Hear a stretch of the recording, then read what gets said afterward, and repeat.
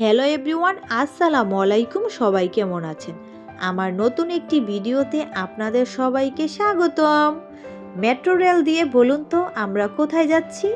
যদি জানতে চান তাহলে অবশ্যই সম্পূর্ণ ভিডিওটি না টেনে দেখতে হবে। মেট্রো রেলে বসে বাহিরের গাছপালাগুলো দেখতে খুবই ভালো লাগে। চারদিকে সবুজ আর সবুজ। যাই হোক, আমরা চলে আসলাম জাতীয় বৃক্ষ মেলা ও পরিবেশ মেলা 2025। আমরা মতিঝিল থেকে মেট্রো রেলওয়ের মাধ্যমে আগারগাঁও চলে আসলাম। আগে যেখানে বাণিজ্য মেলা হতো ঠিক ওই মাঠেই এই বৃক্ষ মেলাটি আয়োজন করা হয়েছে। এটা হচ্ছে আগারগাঁও। বৃক্ষ মেলাতে প্রবেশ করার জন্য কোনো টিকিটের প্রয়োজন হয় না। কি আর বলবো বন্ধুগণ, নিজের চোখে না দেখে বিশ্বাসই করা যাবে না।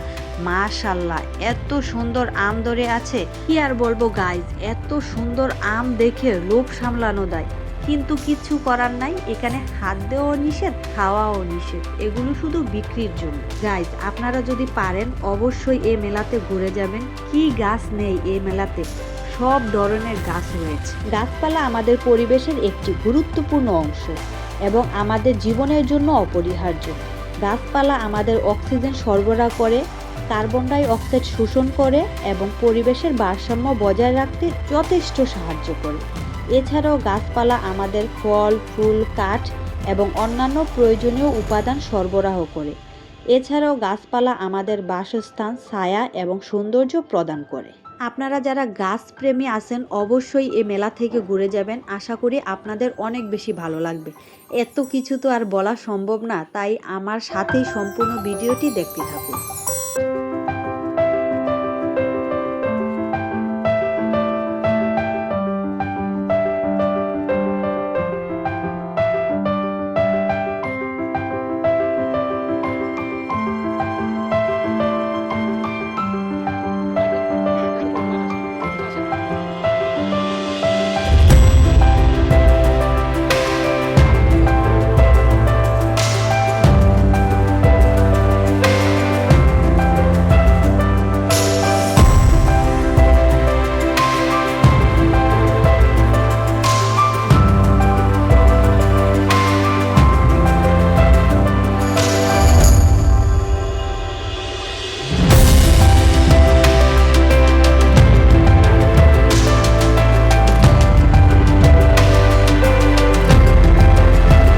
শুধু কি ঘুরে ঘুরে দেখলেই হবে? গাছপালাও তো কিনতে হবে, তাই না বলুন?